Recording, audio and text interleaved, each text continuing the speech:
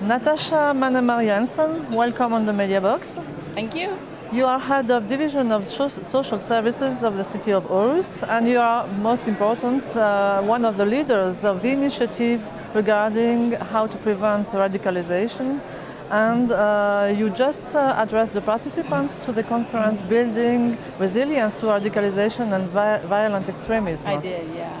Could you explain what you do in your work and what is the initiative, the Aarhus model? Well, basically, the Aarhus model is about preventing radicalization, and we have been working with this since 2007.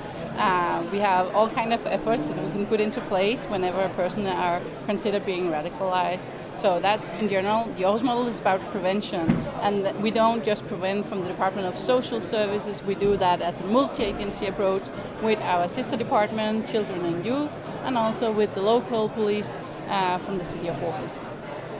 And yesterday, as you know, there was in the same building, in the Yes. same place, a conference much on the political side of this issue of radicalization. Yes. And the Congress of Local and Regional Authorities, who co-organized the initiative with EFUS, the European Forum for Urban Security, as you know, they adopted yesterday a declaration to try to find a way to involve European cities through a kind of alliance of European cities. Yeah. How do you see this, and how do you see the role of local elected representatives?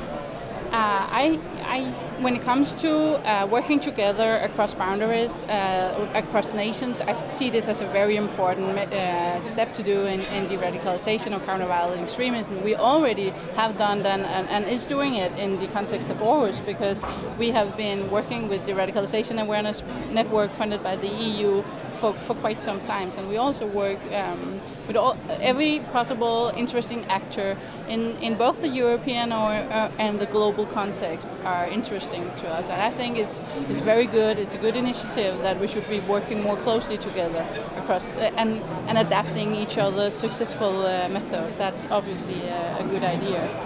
When it comes to what local elected representatives should do, I don't like answering that kind of question, because local elected representatives will be politicians, and I don't see it as, it's not my job to come to make recommendations for them.